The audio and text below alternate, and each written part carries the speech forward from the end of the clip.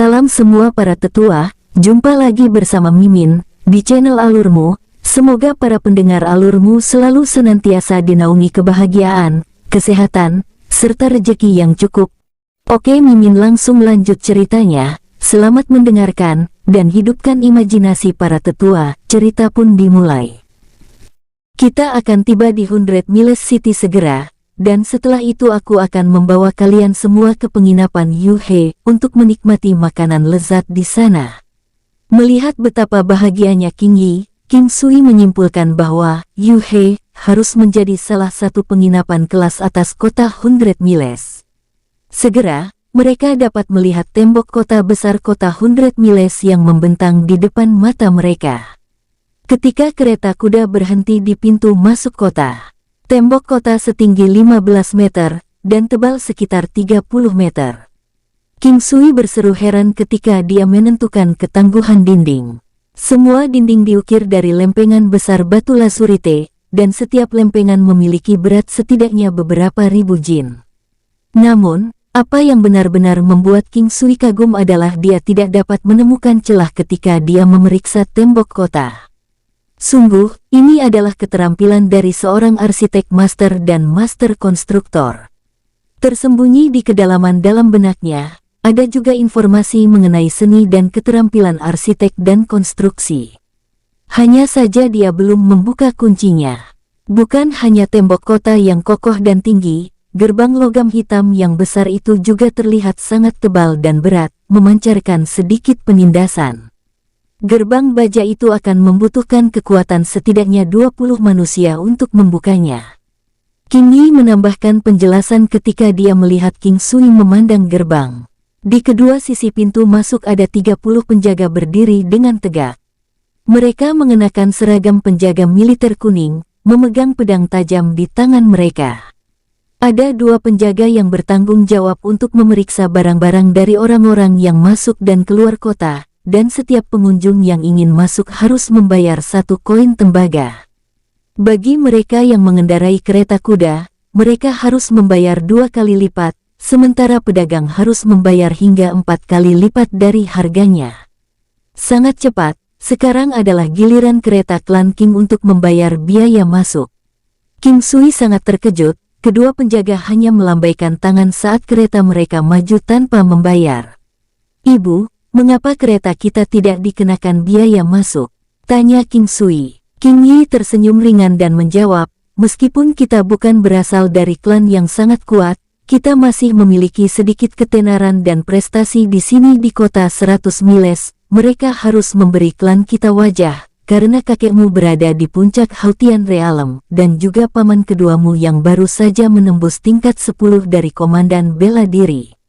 Setelah memasuki kota, mata King Sui mulai bersinar dengan kegembiraan. Jalanan yang luas sekitar 50 meter, dan semua jalan dilapisi dengan marmer.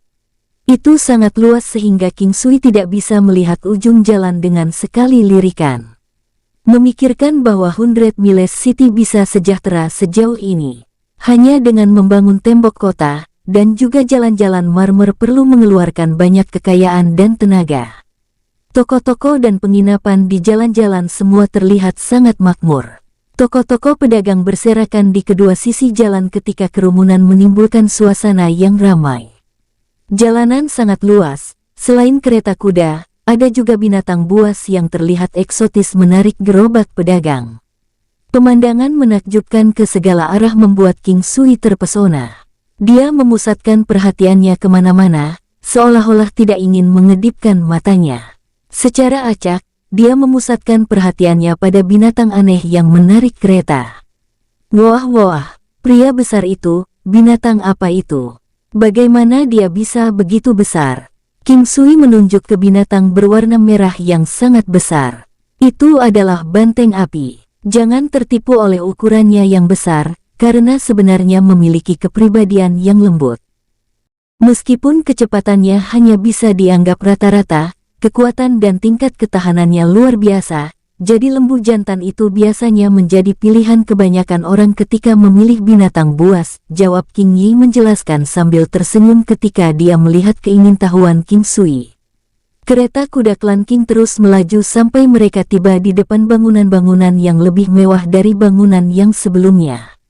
King Sui merasa bahwa tempat itu adalah titik fokus kota 100 Miles.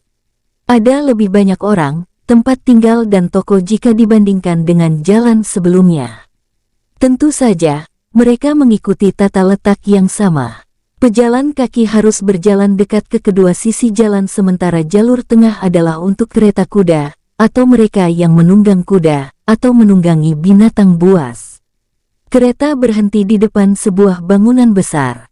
Anehnya, King Sui melihat sekeliling dan melihat 4 kata besar tertulis pada sebuah plakat yang tergantung di dekat pintu. Toko obat klan King, jadi tempat ini adalah lokasi bisnis keluarga mereka. Bangunannya setinggi 5 lantai, dan tidak memiliki keanggunan maupun keindahan.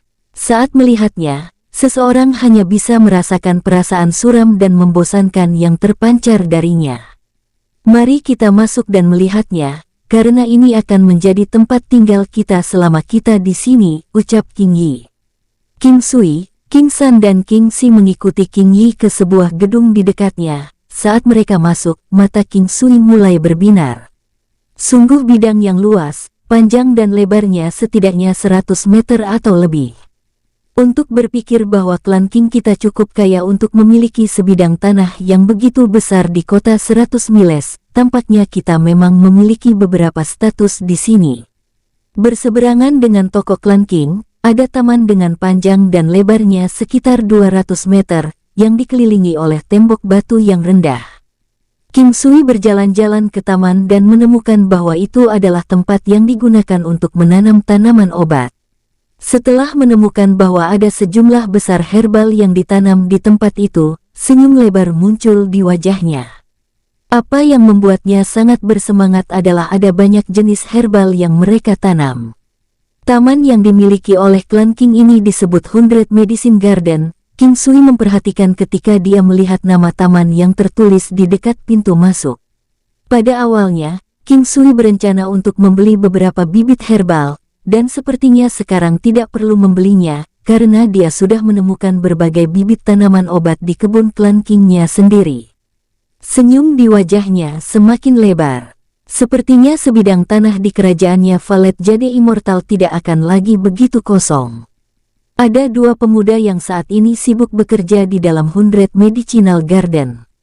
Mereka menggali lubang, menanam tanaman, dan menyiangi berbagai tanaman jahat. King Sui ada di sana untuk mencari orang-orang dari klan King, dan bukan pekerja biasa itu.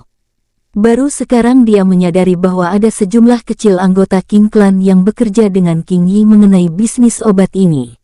Ada ruang penyimpanan untuk menyimpan semua ramuan yang dipanen, tetapi tampaknya bisnis obat klan King menargetkan pasar jamu umum. King Sui mendengar seseorang memanggil namanya. King Sui menoleh dan menyadari bahwa itu adalah paman ketiganya, yaitu King Hu.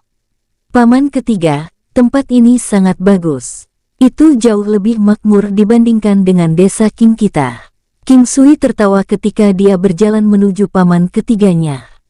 Keponakan, paman ingin bertanya, apakah kamu benar-benar telah mengalahkan Situ Bufan?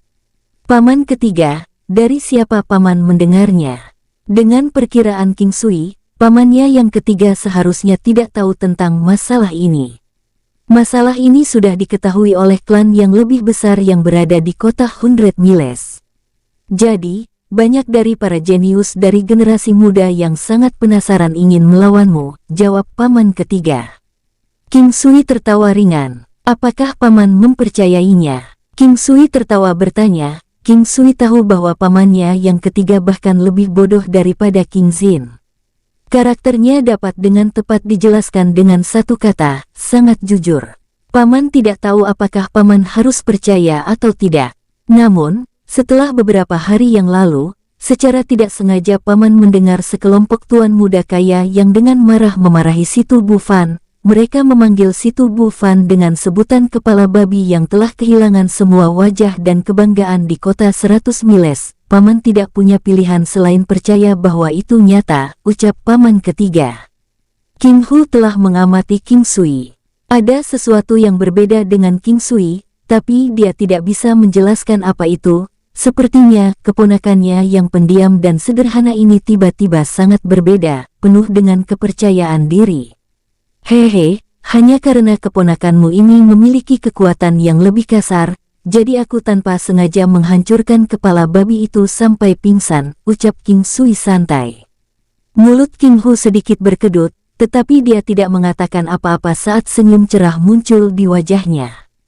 Ayo ikut paman. Paman ketiga tahu bahwa kalian akan berada di sini hari ini, dan paman telah memesan tempat di Yuhe.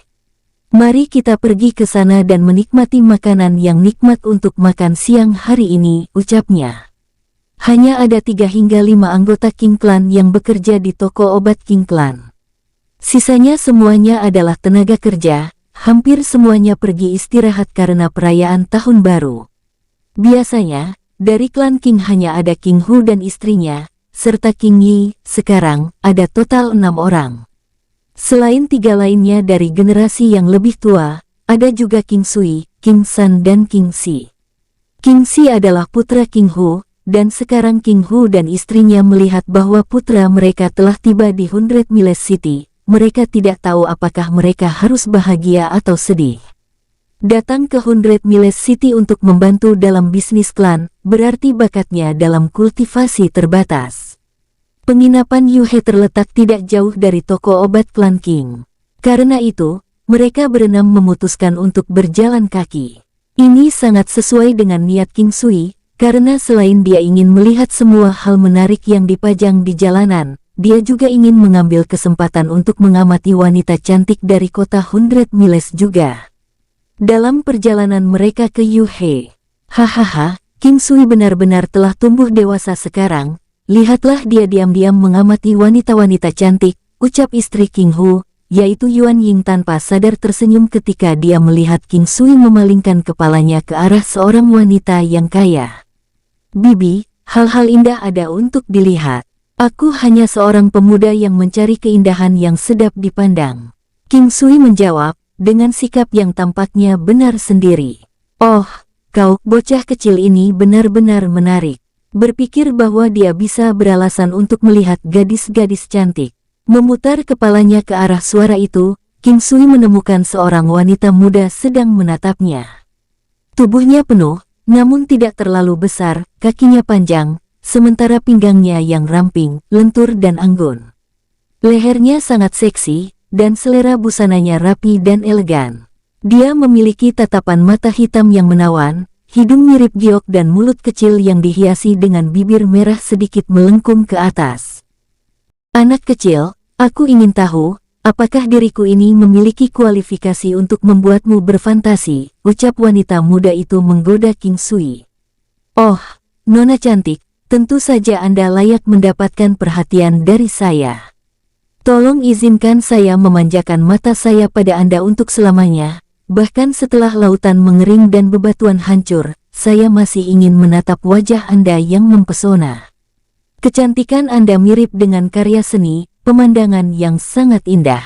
King Sui menjawab dengan serius. Kata-kata King Sui membuat wanita itu tidak bisa menahan tawa, karena suara tawanya membuat hati King Sui menjadi sedikit mati rasa.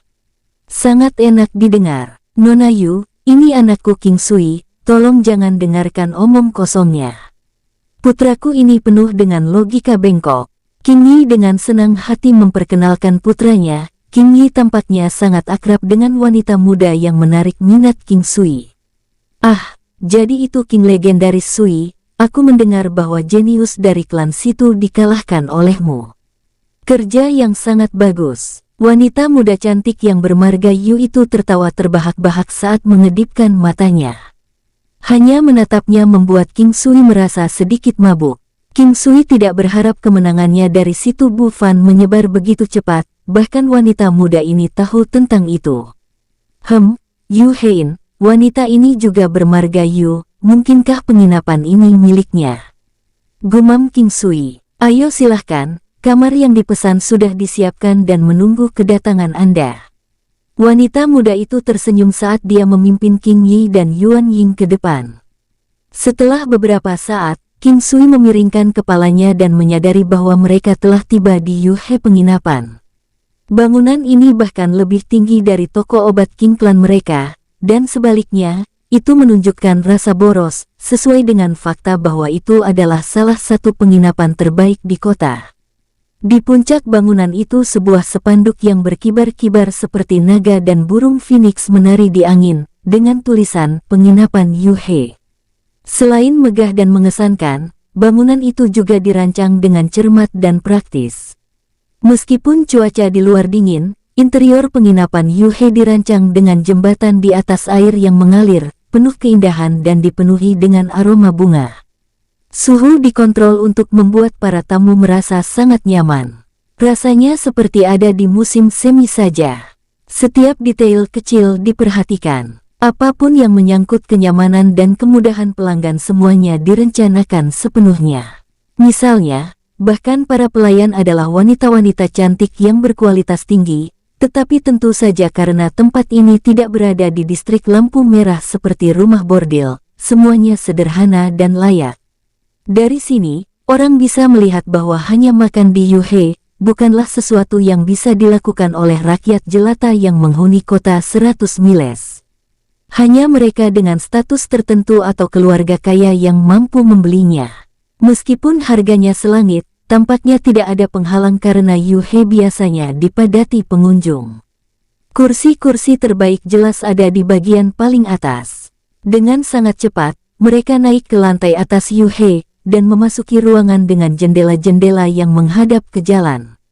Memandang keluar dari lokasi ini memungkinkan seseorang untuk melihat pemandangan luar sepenuhnya, dan orang bahkan bisa melihat tembok kota yang mengesankan jauh di cakrawala. Hanya setelah ini wanita muda bermarga Yu pergi. Dari yang lain, King Sui berhasil mengetahui bahwa nama lengkapnya adalah Yuhe seperti nama tempatnya, dan dia adalah bos tempat ini. Dia adalah salah satu anggota klan milik klan Yu dari 100 Miles City. Dan singkat cerita, rombongan King Sui meninggalkan penginapan Yuhe. Sebelum meninggalkan Yuhein, King Sui sebenarnya sudah merasa sangat tertekan di dalam hatinya. King Sui hampir menangis. Bagaimana ini bisa terjadi? Bukankah wanita itu termasuk memenuhi syarat untuk seleranya? Sebelum King Sui dan rekan-rekannya pergi, Yuhe dengan ringan mencubit sisi pipinya ketika dia tertawa menyatakan bahwa di masa depan, semua biaya untuk King Sui akan dibebaskan jika dia ingin mengunjungi penginapan Yuhein. King Yi tersenyum senang setelah melihat ekspresi malu-malu di wajah King Sui, meskipun dia mungkin akan muntah darah jika dia tahu apa yang dipikirkan di kepala putranya. Pada kenyataannya, King Sui merasakan kepuasan yang luar biasa, dan sangat menikmatinya ketika tangan Yuhe yang seperti giok mencubit wajahnya. Satu-satunya hal yang mengganggunya adalah kenyataan bahwa seorang pemuda yang tegap seperti dia digoda seperti anak kecil di depan umum oleh seorang wanita yang hanya beberapa tahun lebih tua darinya. King Sui diam-diam putus asa. Ketika mereka kembali ke toko obat King Klan, King Sui terus-menerus merenungkan bagaimana cara terbaik mentransplantasikan ramuan dari 100 Medicinal Garden ke alam Valet Jade Immortal.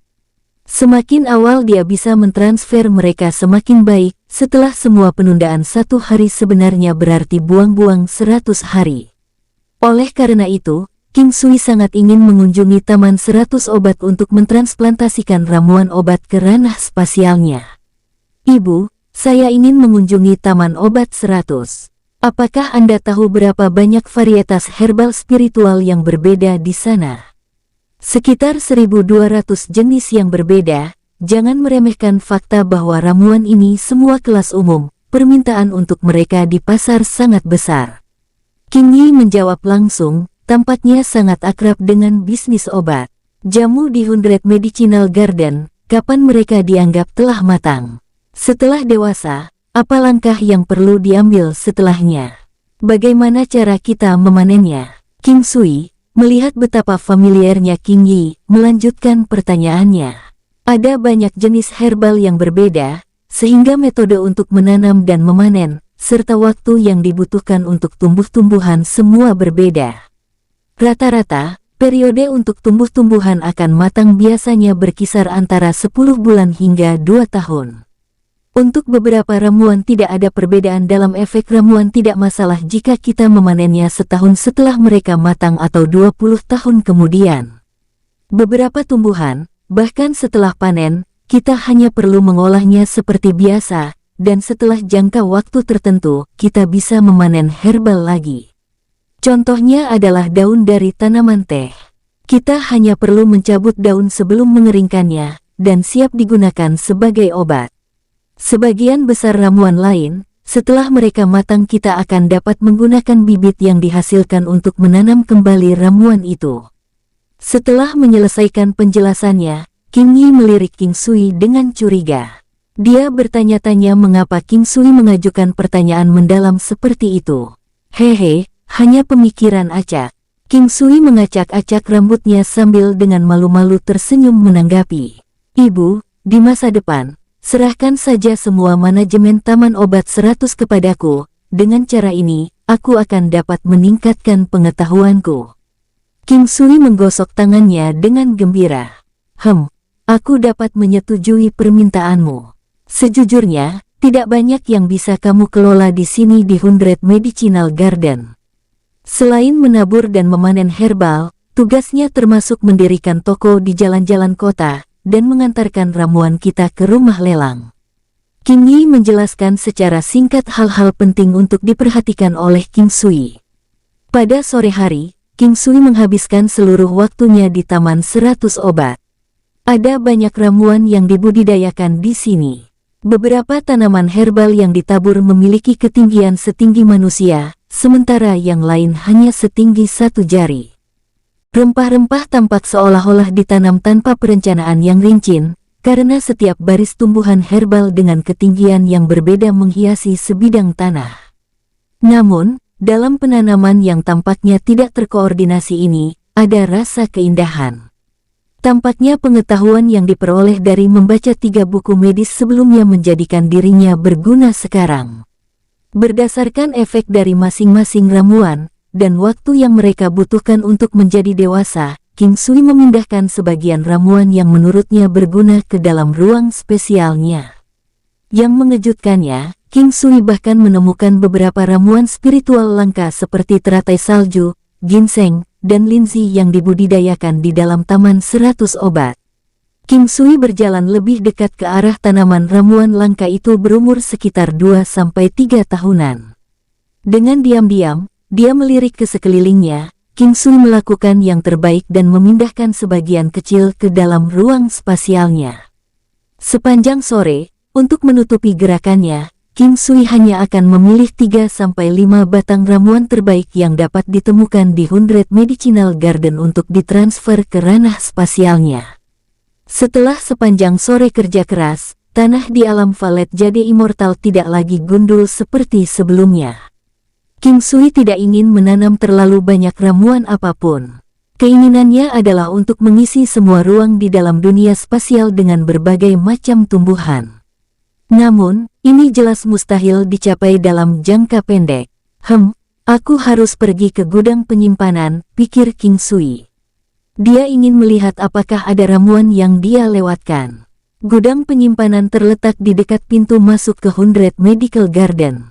Mendorong membuka 2 pintu baja berat, King Sui melangkah masuk dan menemukan bahwa ventilasi di ruang penyimpanan sangat baik karena banyak jendela kecil yang tertanam di atap.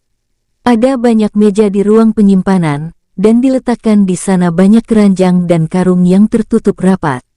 Sepertinya rempah-rempah yang sepenuhnya kering ditempatkan di dalam karung, dan disegel di dalam keranjang. Ruang penyimpanan tidak sebesar itu, hanya sekitar 30 kaki persegi. King Sui terus menjelajahi rumah penyimpanan, dan ketika dia berjalan menuju akhir, dia akhirnya menemukan apa yang dia cari. Di depannya ada banyak keranjang diisi dengan biji berwarna-warni dengan ukuran yang berbeda, milik berbagai herbal yang berbeda. Ini, benih bunga poria putih yang langka, daun penderitaan dan bangau derek putih. King Sui dengan bersemangat meraih beberapa genggam benih untuk setiap jenisnya. Setelah dia menyelesaikan usahanya, baru kemudian King Sui merasa nyaman di hatinya. Bagaimanapun, dengan efek luar biasa dari alam Valet Jade Immortal, jika dia tidak sepenuhnya memaksimalkan potensi alam, maka dia mungkin juga akan membenturkan kepalanya ke dinding dan mati karena menjadi idiot dan frustasi. Malam pun telah tiba, upaya yang ditunjukkan sebelumnya pada hari itu telah melelahkan King Sui. Meskipun kelelahan, dia tidak segera tertidur. Sudah menjadi rutinitas baginya untuk memasuki alam Valet Jade Immortal untuk kultivasinya setiap malam. Dengan sedikit latihan kehendaknya, King Sui melangkah masuk ke dalam ruang spasialnya. Malam itu, setelah King Sui memasuki alam Valet Jade Immortal, wajahnya berubah menjadi senyuman ketika dia menemukan bahwa usahanya yang melelahkan untuk mencangkokkan bibit tadi sore telah dihargai. Bekas lahan tandus sekarang dipenuhi dengan segudang warna, ada tanaman obat berwarna hijau, tanaman obat berwarna kuning, dan tanaman obat warna merah mulai tumbuh di dalam batas-batas sebidang tanah itu. Sangat menyenangkan untuk melihat, dan memberikan suasana yang penuh dengan vitalitas yang belum pernah ada di tanah tandus sebelumnya. Melihat pertumbuhan tanaman herbal yang berada di alam Valet Jade Immortal, King Sui perlahan-lahan berjalan ke pusat kerajaan tempat danau sejernih kristal itu berada. Energi spiritual yang dipancarkan oleh air kristal terasa sangat berlimpah baginya, ketika King Sui bertanya-tanya, mungkin aku bisa membesarkan beberapa spesies ikan dan kura-kura di sini. Aku bisa memakannya setelah mereka dewasa. Tidak perlu terburu-buru, aku akan melakukannya begitu aku memiliki kesempatan untuk mendapatkan ikan hidup. Membersihkan kepalanya dari pikiran yang mengganggu, King Sui duduk dan menyilangkan kakinya ketika dia mulai mengedarkan teknik penguatan kuno. Hanya setelah dia memiliki beberapa prestasi dalam teknik penguatan kuno, jalannya akan lebih lancar di masa depan.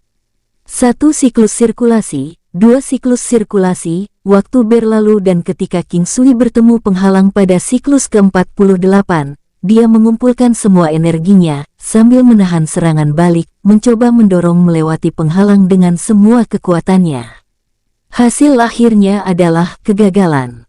Bahkan tidak ada sedikit pun kecenderungan bahwa penghalang akan bergeming. Apa-apaan? Kenapa masih tidak berfungsi? Apakah potensiku benar-benar sangat lemah? King Sui menghela nafas dengan depresi jelas di matanya. Mengerutkan alisnya, dia berdiri. Meskipun memiliki barang berharga yang dikirim dewa di hadapannya, dengan King Sui sepenuhnya memaksimalkan waktu kultivasi yang tersedia di dalam ranah spasial dia masih tidak bisa menembus lapisan surgawi keempat sama sekali. Perasaan putus asa yang ekstrim yang belum pernah ia rasakan sebelumnya muncul dalam hatinya. Jika dia tidak bisa menembus lapisan surgawi keempat teknik penguatan kuno, dia akan selamanya ditakdirkan untuk menjadi cacing menyedihkan yang berjuang di tanah. Bahkan tidak menyebutkan klan Yan, dia bahkan tidak mampu menyinggung beberapa klan besar yang ditempatkan di kota 100 miles. Teknik Iaido, yang dia pahami dari teknik pedang dasar, telah mencapai tahap kesuksesan kecil. Untuk meningkatkan kekuatannya dengan cepat dalam jangka pendek, King Sui memutuskan untuk memfokuskan upayanya pada pelatihan efek menusuk dari seni pedangnya. Menggunakan mantra 3 kata, cepat, akurat, tegas, King Sui ingin mendasarkan pada pemahamannya tentang esensi mantra, dan memusatkan semua kekuatannya ke ujung pedangnya. Berbicara tentang itu mudah, tetapi sebenarnya mengeksekusi itu sangat sulit. Meskipun kesulitan, King Sui masih memegang pedang kayu besi dan menebas busur di udara. Setelah itu, dia menggelengkan kepalanya. Rasa teknik itu sepertinya tidak terasa benar. Berkali-kali, King Sui akan merenungkan setiap gerakan pedang saat dia menebas, mencoba menemukan titik optimal. Keesokan harinya, tepat saat fajar menyingsing, King Sui bangun tepat waktu. Seperti kata pepatah, pekerjaan sepanjang hari bergantung pada awal yang baik di pagi hari. Mengambil napas dalam-dalam, King Sui menikmati udara pagi yang segar. Setelah itu, dia turun ke lantai pertama kediaman mereka, hanya untuk melihat siluet Canggung yang dengan keras mempraktikkan solitary rapid fist. Wow, dia bahkan lebih teguh dariku. King Sui bisa melihat King Si berjuang untuk memahami konsep di balik himpunan teknik tinju. Meskipun tekad itu penting, pada akhirnya, bakat memainkan peran besar dalam jalur kultivasi. King Xi, kamu sudah bangun. King Sui tersenyum ketika dia menyapa King Xi. Hehe, King Sui, kamu sendiri sudah bangun juga. Tidak ada pilihan, bakatku tidak begitu baik, dan karena itu aku harus melakukan lebih banyak usaha dalam kultivasi bila dibandingkan dengan yang lain. Itu adalah satu-satunya caraku bisa berharap untuk mengejar ketinggalan. King Xi sangat optimis, dan hanya dengan melihat senyum jujurnya, itu terasa seperti ayahnya, yaitu King Hu. Hanya dengan pandangan sekilas, King Sui bisa mengatakan bahwa tinju cepat soliter yang dieksekusi oleh King Xi adalah penuh dengan celah dan kekurangan. Secara alami, King Sui mulai mengoreksi King Xi pada posisinya, dan menginstruksikan dia dalam jumlah yang tepat untuk mengeluarkan kekuatan dan jalur serangan. Setelah itu, King Sui secara pribadi menginstruksikan King Xi untuk berlatih tanding dengannya, menunjukkan kesalahan dan memungkinkan King Xi untuk mengalami peningkatan cepat, yang menyebabkan King Xi diliputi rasa terima kasih. Setelah sarapan, King Sui, karena ini pertama kalinya kamu di sini, di 100 Miles City, kamu harus menjelajahi jalanan bersama dengan King San dan King Xi. Lagi pula, anak-anak muda seperti dirimu harus menikmati atmosfer yang hidup. King Hu memberi saran. Dia sangat senang bahwa King Sui telah mengalahkan keturunan dari klan situ. Karena King Sui, wajah dan reputasi klan King meroket di kota 100 Miles. Paman ketiga benar, oke, aku juga punya niat yang sama dengan pemikiran paman ketiga.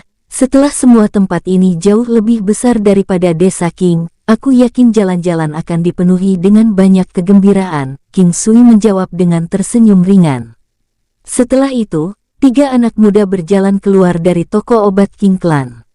Melihat kerumunan yang hidup di luar di jalan-jalan, bahkan ada beberapa yang menunggangi binatang buas yang aneh dan eksotis yang langkah-langkahnya bergemuruh di jalanan dengan suasana kemegahan. Secara khusus, King Sui senang mengamati binatang buas yang aneh seperti itu.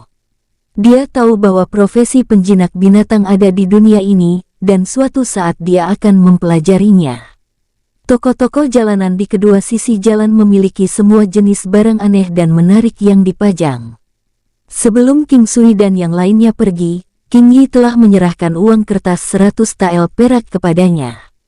Meskipun jumlah ini tidak bisa dianggap besar, itu tidak sedikit juga.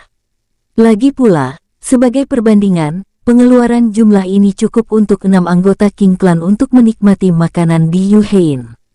3 anak muda itu berjalan-jalan, perlahan-lahan menjelajahi setiap sudut jalan yang ramai. Tiba-tiba, mereka melihat seorang lelaki tua sedang mendirikan sebuah toko kecil di tanah. Lelaki tua itu tampak begitu tua, tetapi anehnya, matanya berkilau cerah. Satu-satunya alasan mengapa King Sui memperhatikan toko khusus itu adalah karena kerumunan orang tampaknya menghindari tempat khusus itu dan tidak tertarik melihat apa yang dijual lelaki tua itu. Itu sangat mencolok dari tengah jalan. Terlihat hanya ada 2 item yang ditampilkan. Salah satunya adalah cabang pohon berwarna hitam seukuran lengan bayi, dan sepotong batu hitam yang gelap dan berkulit gelap. King Sui merasa sangat bingung, mengapa orang tua itu menjual 2 benda yang tampak hitam dan jelek. Saat ini sebagian pejalan kaki datang untuk melihatnya, namun setelah melihat kedua benda itu, semuanya pergi, jelas mereka tidak memiliki niat membeli barang yang ditampilkan. Karena penasaran, King Sui berjongkok saat dia mengamati kedua benda yang terlihat kotor dipajang.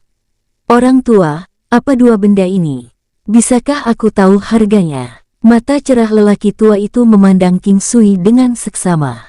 Meskipun King Sui menunjukkan ketertarikan pada barang-barangnya, pria tua itu tidak tampak bahagia saat dia tanpa emosi melirik kedua item yang dipamerkan sebelum berkata, aku juga tidak yakin. Yang aku tahu adalah bahwa cabang ini setidaknya berusia 60 tahun, tetapi lihatlah, masih ramping dan mengkilap, tanpa tanda-tanda busuk.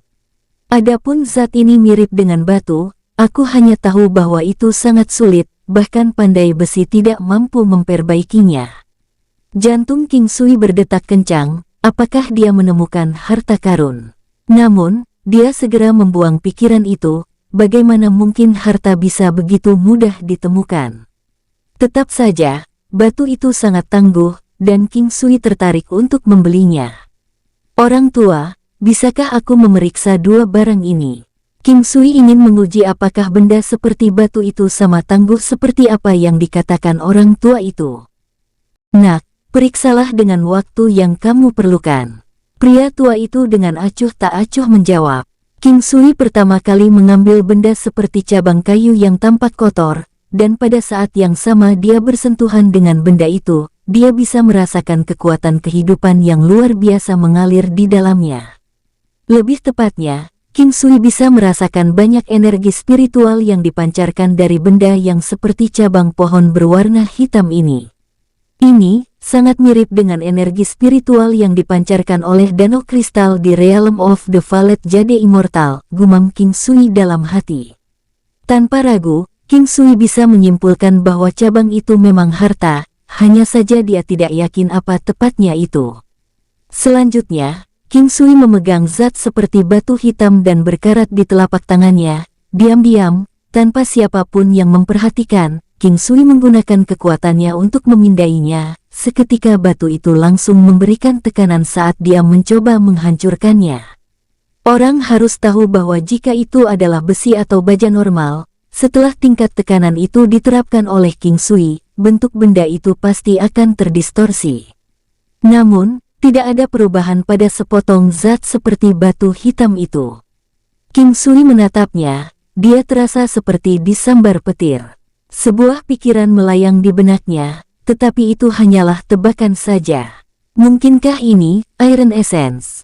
Lebih keras dari besi, setidaknya 100 kali lipat kerasnya. King Sui bergumam, jika benda seperti batu ini benar-benar esensi besi yang termasyhur, maka itu bisa dianggap telah memperoleh harta. Bagaimanapun, King Sui sudah membuang pikirannya untuk menabung. Dia siap untuk mengeluarkan semua uang, dan bertekad untuk membeli kedua benda itu. Uang dapat diperoleh kembali, tetapi jika dia melewatkan kesempatan untuk mendapatkan harta, siapa yang tahu berapa lama sebelum dia bisa menemukan kesempatan lain seperti ini lagi. Orang tua, berapa banyak yang Anda inginkan untuk dua item ini? Ucap King Sui memutuskan untuk langsung bertanya ke intinya, karena dia tidak ingin membuang waktu untuk menawar harga kedua benda itu. Anak muda, pernah ada seseorang yang menawar 80 tael perak untuk cabang pohon ini, tetapi saya tidak menerima uangnya. Namun, sekarang untuk bertahan hidup, saya tidak punya pilihan selain menjualnya. Nak, jika kamu mau mengeluarkan 80 tael perak, selain ranting pohon ini, aku juga bisa akan memberikan batu gelap ini untukmu, ucap orang tua itu. Tanpa ragu, King Sui segera mengeluarkan uang kertas yang diberikan King Yi padanya, dan membayar orang tua itu untuk dua barang.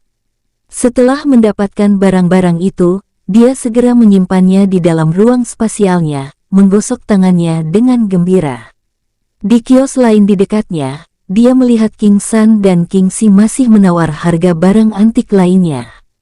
Saat ini, King Sui hanya memiliki 20 tael perak, tapi di matanya, dua item yang baru saja dia dapatkan pasti jauh lebih berharga dari itu. King Sui tahu bahwa bahkan dengan 1.000 atau 10.000 tael emas, seseorang belum tentu dapat membeli harta seperti itu. Dia berjalan ke tempat King San dan King Si berada. King Sui menemukan bahwa mereka berdua sedang menawar sepotong batu giok dalam bentuk liontin. King Sui tidak tahu apa-apa tentang batu giok, baik itu penilaian kemurnian atau harga batu giok. Namun, dari ekspresi panas di mata King San, King Sui tahu bahwa sepupunya ketagihan. Penjual yang cerdik itu jelas tidak melewatkan ekspresi panas King San dengan matanya yang tajam. Yo, adik lelaki, liontin batu giok ini jelas kelas atas. Lihat warna hijau jernih, potongan dan kekokohannya. Ucap penjual setengah baya itu dengan antusias mempromosikan dagangannya. Semua pedagang itu licik, King Sui bisa merasakan itu. Penjual di depan dia adalah seseorang yang telah menyempurnakan seni menjualnya. Senyum, dan cara berbicaranya, semua itu dirancang dengan cermat untuk membuat pelanggan merasa nyaman. Saudara King San, berapa harga yang dia inginkan? Ucap tanya King Sui, sambil tersenyum ringan saat dia memperhatikan King San memegang benda tersebut. Saudara, dia menginginkan 50 tael perak. King San mengerutkan dahinya ketika dia menjawab. Meskipun King Sui tidak mengerti tentang batu giok, tapi dia tahu bahwa batu giok yang seharga 50 tael perak itu tentu bukan barang bagus. Bahkan mungkin itu adalah batu giok tingkat terendah. 50 tael perak, mahalnya. Lupakan itu saudara King San, sebelumnya aku melihat toko lain tidak jauh dari sini. Di sana bahkan ada liontin batu giok yang terlihat mirip dengan ini. Penjual lain hanya menjualnya seharga 10 tael perak, mari kita melihatnya. Maaf kami akan kembali ke sini nanti, ucap King Sui menyela, menggagalkan tawar-menawar yang licik itu. Saudara, apakah itu benar? Seberapa jauh jaraknya? Apakah liontin batu giok benar-benar terlihat sama? Hati King San tergerak, diam-diam mengamati ekspresi pedagang hingga menjadi panik. King Sui tahu bahwa rencananya akan berhasil. Oh itu benar, tempat itu benar-benar dekat dari sini. Yakinlah, liontin batu giok terlihat persis sama, dan bukan hanya itu, aku mendengar bahwa toko itu membagikan beberapa barang gratis jika kamu membeli liontin batu giok mereka. Ayo pergi ke sana, jawab King Sui berseri-seri dengan senyum lebar. Tuan muda, tunggu-tunggu, jangan begitu, harga selalu bisa dinegosiasikan. Berapa banyak tuan muda bersedia membayar untuk batu giok ini? Ucap pedagang yang licik itu hampir menangis ketika dia melihat King San ingin pergi dari tempatnya. Bagaimana dengan 10 tael perak, tapi Anda harus memberikan singa giok kecil usang itu juga pada kami. King Sui menjawab, mengarahkan jarinya ke arah ukiran singa giok yang tampak compang-camping. Sejak pengalamannya dengan liontin yin yang, King Sui mulai menaruh minat pada hal-hal yang jelek dan compang-camping. Awalnya, pedagang yang licik itu berpikir untuk bernegosiasi ulang, tetapi setelah melihat tekad di mata King Sui, dia hanya bisa menyalahkan keberuntungannya dan menerima tawaran itu. Saudara King Sui, singa ini milikmu, terima kasih. Untungnya kamu ada di sini, jika tidak, uangku akan tersedot kering oleh pedagang berhati hitam itu. Lagi pula, aku hanya memiliki uang sekitar 50 tael perak, kata King San dengan senang hati menyerahkan singa giok ke King Sui. Hehehe, bagaimana mungkin ada liontin giok serupa lainnya? Saat aku melihat para pedagang, aku sudah tahu bahwa mereka adalah orang yang berhati hitam. King Sui memainkan singa giok sambil berjalan-jalan di jalan, mengobrol dengan King San dan King Si. Setelah setengah hari, dia masih belum menemukan sesuatu dari singa giok itu. Bagaimana mungkin ada begitu banyak harta yang tergeletak? King Sui menghela nafas. Sementara King San, sejak dia membeli liontin batu giok, dia telah tergila-gila olehnya ke titik di mana dia mengambil liontin batu giok untuk dikagumi setiap beberapa menit. Menggelengkan kepalanya, King Sui tidak bisa mengerti mengapa King San sangat mencintai sepotong batu giok biasa itu. Jika itu dia hanya akan terobsesi sejauh ini jika batu giok memiliki sifat mistis yang sama dengan yin yang jade pendennya. Setelah itu, mereka berjalan ke jalan yang lebih ramai. Belum lagi, toko-toko di kedua sisi jalan terlihat lebih mewah. Ada toko penjahit dan yang paling penting, toko senjata. Mari kita pergi ke toko senjata, ucap King Sui memimpin jalan ketika mereka masuk ke toko yang tampak mewah. Saat mereka bertiga akan memasuki toko senjata itu, King Sui dan kedua saudaranya, secara kebetulan berhadapan dengan Situ Bu Fan dan rombongannya, yang keluar dari dalam toko senjata itu. Sial, ternyata Situ Bu Fan dari dalam toko senjata ini, gumam King Sui berhadapan dengan Situ Bu Fan dengan jarak 5 meter. Tatapan jahat itu milik Situ Bu Fan. Sepertinya King Sui telah meninggalkan bayangan besar di hati Situ Bu Fan. Situ Bu Fan dapat mengenalinya hanya dari pandangannya saja. King Sui jelas bisa merasakan perasaan marah yang berasal dari Situ Bu Fan. Bagaimanapun, King Sui sudah mempermalukannya. Seorang tuan muda dari salah satu 4 klan besar kota Hundred Miles, kalah dari udik desa yang 5 tahun lebih muda darinya. Jika itu tidak cukup memalukan, bagaimana dengan marsial general kelas 3, kalah dari prajurit marsial kelas 3? Mengabaikan situ Bufan, King Sui mengalihkan pandangannya ke pemuda-pemuda lainnya berdiri di samping kiri dan kanannya. Mereka semua mengenakan pakaian yang terlihat mahal, dan ada tanda-tanda kesombongan tertanam di antara alis mereka semua. Sepertinya para pemuda itu berasal dari berbagai klan besar dan faksi kuat yang berasal dari kota Hundred Miles, gumam King Sui dalam hati. Tidak kusangka kau berani masuk ke kota 100 milesku. Aku baru saja akan pergi ke desa King untuk mencarimu. Terima kasih telah datang kepadaku, ucap Situ Bufan dengan senyum sombongnya. Situ Bufan saat ini tidak lagi memiliki pandangan seperti ketika dia berdiri di arena klan King. Apa itu pemuda udik yang telah mengalahkanmu? Ucap salah satu pemuda yang berada di sisi kanan Situ Bufan, dia dengan jijik menatap King Sui. Dari penampilan pemuda itu, usianya sekitar 26 tahunan. Tanpa tahu mengapa, King Sui dipenuhi dengan rasa jijik yang sama seperti ketika dia menatap Situ Bufan. Benar, dia adalah orang yang menyelinap dan menyerangku.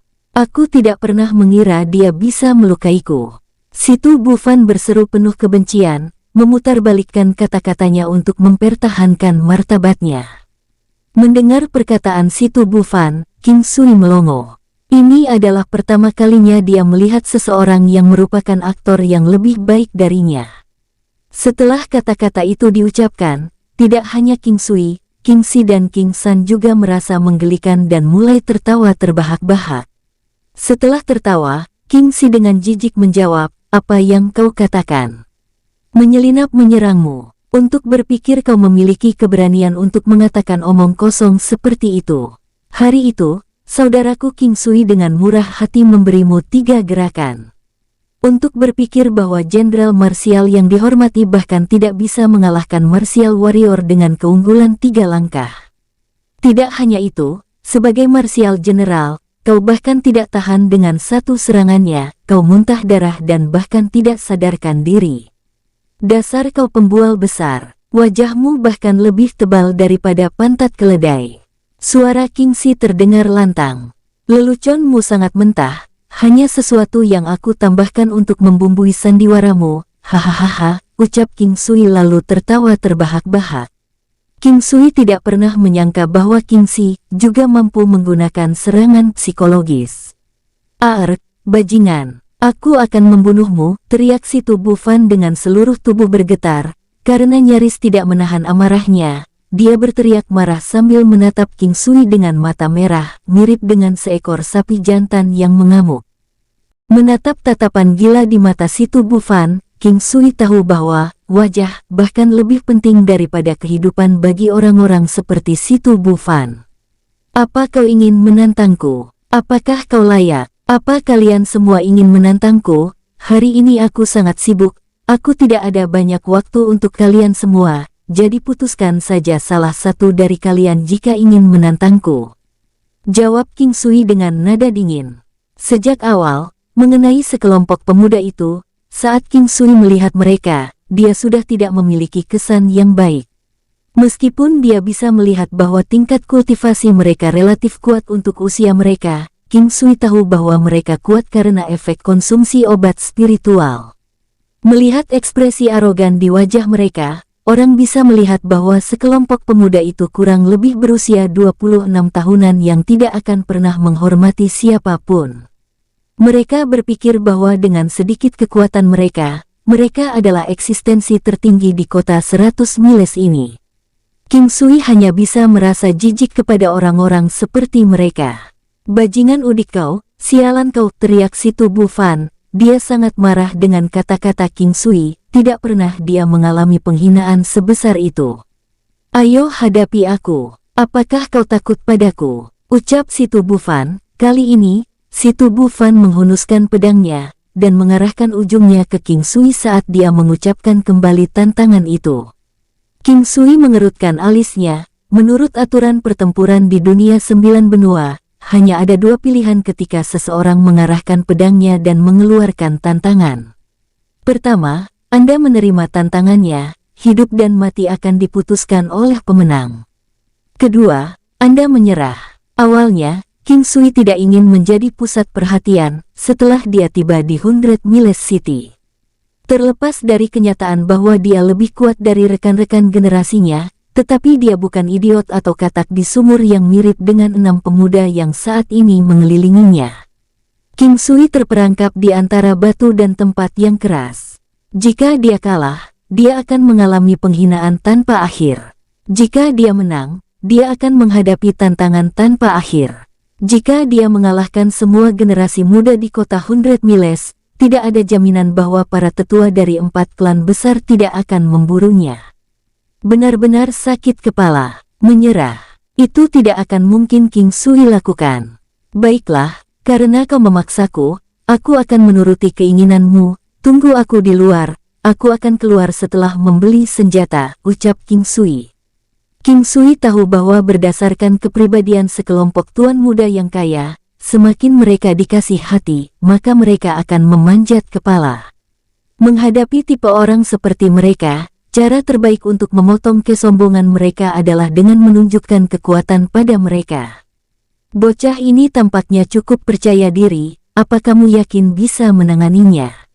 Salah satu pemuda di dekat situ Bu Fan berbicara, ketika mereka semua berjalan di luar toko senjata. Apakah kamu meragukanku? Percayalah, aku bertangan kosong ketika aku bertarung bersamanya. Karena kecerobohan sesaat, dia menyelinap menyerangku. Kali ini, aku ingin memberitahu dia tentang perbedaan antara langit dan bumi. Dan aku ingin menunjukkan kepadanya, betapa lemahnya dirinya, jawab situ Bu Fan. Dan aku ingin dia selamanya menundukkan kepalanya karena malu, agar dia tahu bahwa 100 Miles City bukan tempat untuk dikunjungi orang-orang udik seperti dia. Situ Bu Fan berkata lagi lalu menggertakkan giginya dengan penuh kebencian. King Sui tidak menunjukkan reaksi saat dia mendengar kata-kata yang mereka ucapkan. Kebencian, biarkan mereka membenciku, semakin emosi mempengaruhi mereka. Semakin lemah mereka, gumam King Sui dalam hati. Tidak lagi peduli dengan mereka, King Sui dan dua saudaranya terus maju ke rak senjata dan mulai memilih senjata. Melihat harga senjata yang dijual, dan memeriksa kantong uangnya lagi dan lagi, rahang King Sui turun. Sialan, sepertinya aku hanya mampu membeli pedang kayu besi yang biasa, ucap King Sui lirih. Saudara, pakai uang kami berdua saja, ucap King San sambil menyerahkan uangnya dan uang King Si, namun King Sui menolaknya.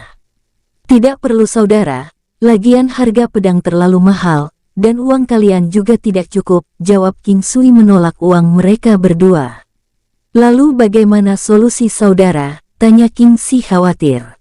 Kalian berdua tenanglah, serahkan semuanya padaku, jawab King Sui santai. Ah, bangsat, kalau begitu, aku akan membeli pedang kayu besi ini, pedang kayuku sebelumnya sudah usang, gumam King Sui dalam hati. Bos, bisakah Anda menjual pedang kayu besi ini kepadaku dengan harga lebih murah? Ucap King Sui, melihat pedang kayu besi biasa yang harganya 18 dong perak, meskipun pengerjaannya sangat indah, berat pedang itu jauh lebih berat dari yang diharapkan. Selain itu, ujung pedang tidak setajam yang dia suka, itu agak tebal dan tumpul, dan sepertinya tidak seperti senjata sama sekali. Sebaliknya, itu lebih mirip dengan mainan anak-anak. Tidak ada tawar-menawar, pedang ini dibuat oleh pandai besi tuan kami, ucap bos setengah baya menyatakan dengan tegas. Tanpa pilihan, King Sui hanya bisa tersenyum kecut saat dia membeli pedang kayu besi itu. Ketika King Sui keluar dari toko, para penantangnya semua ternganga, terutama situ Bu Fan, pedang di tangannya gemetar tak terkendali. Kamu, luar biasa, luar biasa, luar biasa, setelah berkata, situ Bu Fan dipenuhi dengan begitu banyak kemarahan, hampir sampai ke titik letusan. Dia berpikir bahwa King Sui sangat meremehkannya. King Sui mengangkat bahu, bukan karena dia tidak ingin membeli senjata yang tepat. Tetapi dengan jumlah uang yang tersisa, dia tidak punya pilihan selain memilih pedang kayu itu. Sayang sekali, jika aku tahu bahwa si Tu Bufan akan marah sejauh ini, aku akan mengambil cabang pohon, gumam King Sui. Bocah udik bangsat yang tidak memiliki rasa takut mati. Sungguh bajingan dia, ucap salah satu dari mereka. Terlepas dari semua pelecehan kata-kata mereka, King Sui tidak merasakan apa-apa. Dia tidak akan mudah terpancing emosi. Kali ini, si Tu Bufan tidak berani meremehkan King Sui. Dia dengan hati-hati mengeluarkan pedang harta berwarna biru, dan pada saat itu, pedang itu tampak berkilau dengan lapisan cahaya biru, memancarkan rasa dingin. Pedang milikku ini dikenal sebagai pedang es, bersiaplah untuk bertemu dengan leluhurmu yang sudah mati. Bahkan sebelum dia menyelesaikan kalimatnya, si Tu Bufan sudah melompat maju dengan kecepatan pedang di tangannya. Dia menyegel jalan maju dan mundur untuk King Sui. Karena kau ingin bermain denganku, aku akan menemanimu, ucap King Sui dingin. Teknik Iaido yang dia pahami dari mantra 3 kata, sudah dipraktekkan jutaan demi jutaan waktu, ke keadaan di mana dia bisa mengubah sesuatu yang biasa, menjadi luar biasa. Teknik Iaido yang dieksekusi King Sui, tidak ada yang aneh di dalamnya. Itu tampak sederhana dan biasa saja, dengan satu-satunya penekanan pada kata, kecepatan. Kecepatan yang dia keluarkan dari serangan cepat ke titik di mana itu membuat mata terpesona, mencapai ranah yang tak terduga. Serangan pedang King Sui yang biasa itu tampak bersinar menyilaukan mata para penonton, dan bahkan dirinya sendiri. Meskipun dia tidak dapat melihat serangan pedang diresapi dengan niat membunuh dari si Tu Bufan, King Sui sangat tenang sebelum serangannya itu bisa sampai padanya, selama rentang itu. Slas! Pedang King Sui menusuk tepat ke titik Yuchi dari pergelangan tangan kanan si Tu Bufan yang memegang pedang birunya. Tidak hanya kecepatan serangan secepat kilat, tetapi juga sangat akurat. Hal seperti itu hanya akan mungkin terjadi jika seseorang telah berlatih dengan pedang selama beberapa dekade. Si Tu Bufan berdiri dengan bodoh, bahkan tidak menyadari apa yang telah terjadi. Ketika dia sadar, matanya berubah saat dia penuh dengan ketidakpercayaan. Melihat ekspresinya yang tercengang, King Sui mengambil kesempatan untuk mengedipkan matanya. Si Tu Bufan telah lama mengenali serangan pedang yang digunakan King Sui, karena itu serangan dasar pedang. Tidak mungkin aku bisa menang dengan tangan kosong, dan karena itu, aku ingin bergantung pada ketajaman senjataku agar dengan mudah mengalahkannya, dan seperti sebelumnya, dia hanya menggunakan satu serangan. Tidak hanya itu, serangan itu berasal dari teknik pedang dasar. Si Tu Bufan bergumam dalam hati dengan mata melotot penuh dengan ketidakpercayaan. Apa-apaan ini? Bocah ini menggunakan teknik pedang dasar, ini tidak mungkin kan? Meskipun bentuknya terlihat mirip, tetapi kecepatan dan kekuatan di belakangnya sangat tirani. Untuk berpikir bahwa bentuk pedang dari teknik pedang dasar bisa digunakan dengan cara ini. Salah satu pemuda dengan si Tu Bufan bergumam setelah dia sadar. Aku tidak tahu apa sihir yang kau gunakan. Rasakan pedangku. Pemuda lainnya, yang memandang rendah King Sui sebelumnya, setelah dia sadar, dia mulai menggunakan teknik gerakan, dengan kecepatannya bergerak menyerang melepaskan serangan pedang ke arah King Sui.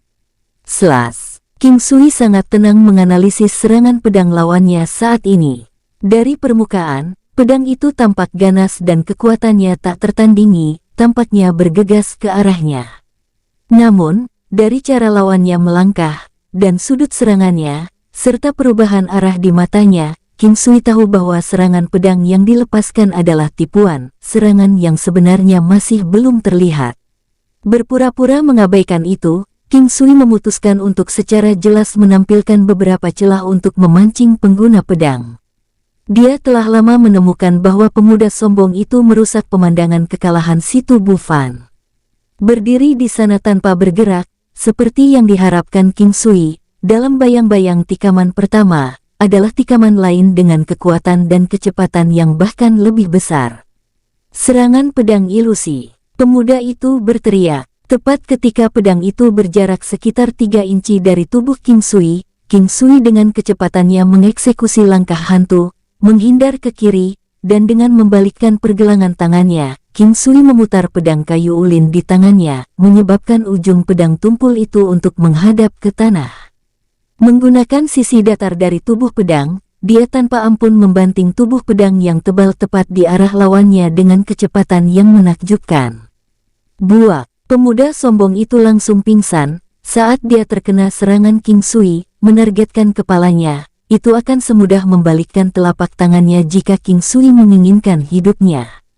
King Sui menyadari para pemuda yang tersisa tidak menerima kekalahan dua rekannya. Mereka semua mengeluarkan senjata dan bergegas menuju King Sui. Melihat wajah-wajah marah empat pemuda lainnya, King Sui menggelengkan kepalanya tanpa daya, dan mulai mengaktifkan langkah hantunya. Satu tembakan, satu pembunuhan, bayangannya melintas ketika dia masuk dan keluar dari bayang-bayang, sementara pedang kayu besi di tangannya menusuk berulang kali ke arah empat pemuda sombong secara bergantian. Melihat ekspresi tegang si tubuh Fan, King Sui melambaikan tangannya dengan senyuman dingin ke arahnya. Yang berserakan di tanah adalah tubuh tak sadar dari semua teman-temannya.